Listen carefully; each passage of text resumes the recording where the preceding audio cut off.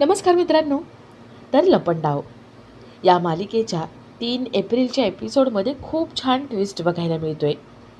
आणि ट्विस्ट असा असणार आहे की सरकार तेजस्विनी यांच्यामध्ये कॅरमचा डाव रंगलेला असतो. कोण जिंकणार आणि आजच्या दिवसाची कोण खरी तेजस्विनी कामत असेल हे बघण्याची उत्सुकता सगळ्यांमध्येच असते. सरकार ओव्हर कॉन्फिडन्समध्ये काळी सोंगटी काढायची सोडून पांढरी सोंगटी काढते आणि सगळे तेजस्विनीसाठी टाळ्या वाजवतात. सरकारला वाटतं की सगळे तिच्यासाठीच टाळ्या वाजवतात. तेजस्विनी म्हणते, अगं मनस्विनी, तुझ्या सोंगट्या या काळ्या आहेत, तू पांढरी सोंगटी काढली आहेस आणि त्यामुळे मी जिंकले.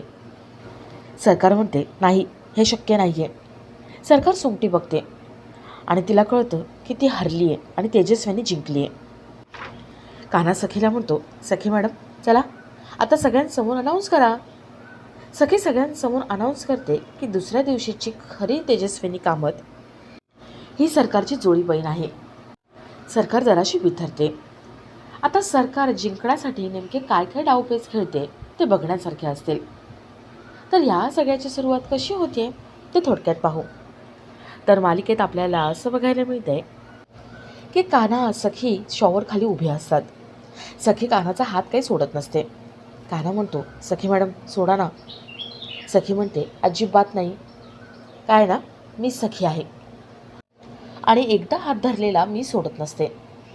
कान्हा म्हणतो, ठीक आहे, धरायचं ना धरून ठेवा, पण हो, एक लक्षात ठेवा, मी याच बोटाने ना मगाशी ब्रश केला होता. सखी पटकन हात सोडते. कान्हा म्हणतो, बघितला ना, शक्तीपेक्षा युक्ती श्रेष्ठ. कान्हा निघून जातो. तर इथे तेजस्विनी देवघरात पाया पडायला येते. मीनाक्षीने पूजा केलेली असते.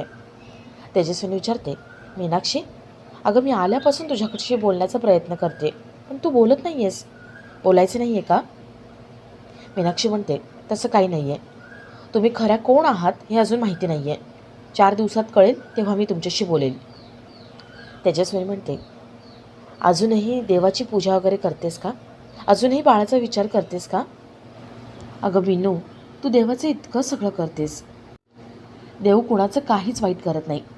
तुझंसुद्धा सगळं चांगलं होईल. मीनू, देव तुझ्या पाठीशी आहे. तेजस्विनी देवाच्या पाया पडते आणि निघून जाते. मीनाक्षीची खात्री पडते की हीच आहे आपली खरी तेजस्विनी कामत. तर तेजस्विनी हॉलमध्ये येते. सरकार तिच्या समोर येते.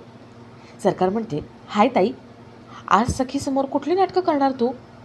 नाही, आज तू सखीची खरी आई आहेस हे पटवून देण्यासाठी, जिंकण्यासाठी काहीतरी करशीलच ना? तेजस्विनी म्हणते, मी खोटं नाटक वगैरे काही करत नाही आहे. मी जे आहे ना ते सगळं खरं खरं करते. काल तू जिंकलीस, पण त्यामागे काहीतरी तुझं खोटेपणा असेल. मला माहिती आहे ना, तू काहीतरी केलं असशील, कुठून तरी माहिती मिळवली असशील आणि जिंकली असशील. पण प्रत्येक वेळेस खोटेपणा करून जिंकता येत नसतं. आज ना उद्या सत्य सगळ्यांच्या समोर येईलच आणि खरं कोण आहे हे सगळ्यांसमोर कळेलच. सरकार म्हणते, मी पण वाट बघते. आज माझी मुलगी कुठला प्रश्न विचारते त्याचा. तेवढं तिथे सखी, कान्हा आणि घरातले सगळे येतात. सखी म्हणते, अरे वा, माझी मुलगी, छान वाटलं. सरकार म्हणते, सखी, मी तुला आधीच सांगितलं होतं, तू मला आता आई म्हणू शकतेस. सखी म्हणते, आधी मी तुम्हाला आई अशी हाक मारण्यासाठी आतुर असायचे. स्वतःहून पुढे पुढे होऊन आई आई म्हणायचे, तेव्हा तुम्हाला चालायचं नाही, आणि आता म्हणताय आई म्हटलेलं चालेल. सरकार म्हणते, सखी, अरे परिस्थितीनुसार सगळं बदलावं लागतं. सखी म्हणते, चांगली गोष्ट आहे. चला, आता कळेलच. 4 दिवसात कळेल की माझी खरी आई कोण आहे. सरकार, काल तुम्ही जिंकला होतात, पण आज दुसरा दिवस आहे आणि माझा आजचा प्रश्न तयार आहे. सरकार म्हणते, व्हेरी गुड, चल मग सांग. सखी म्हणते, दर रविवारी माझे आई बाबा एक खेळ खेळायचे. त्या खेळात माझी आई तरबेज होती. बाबा माझ्या आईला त्या खेळामध्ये कधीच हरवू शकायचे नाही. तो खेळ कुठला होता? सरकारला आठवतं की डायरीमध्ये तिने वाचलं होतं, तेजूने आज मला कॅरममध्ये हरवलं. सरकार म्हणते, कॅरम. कान्हा म्हणतो, याला काय अर्थ आहे?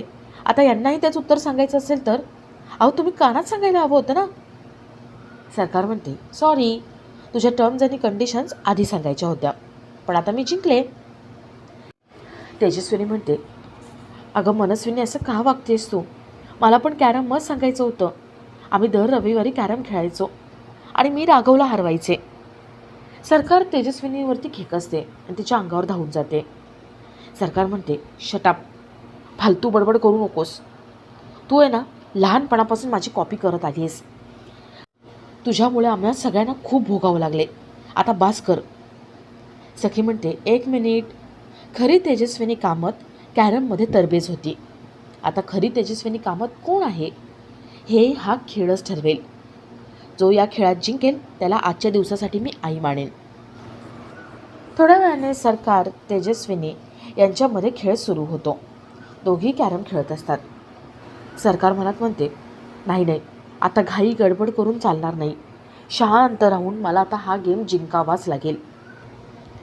सरकार तेजस्विनीकडे बघते आणि मनात म्हणते, ताई, तुला हा डाव मी जिंकू देणार नाही. ही क्वीन पण माझीच आणि ही तुझी सगळी संपत्ती पण माझीच होणार. सरकार रागात असली तरी शांत डोक्याने ती तो गेम खेळत असते. आणि आपला आजचा हा भाग इथेच संपतो.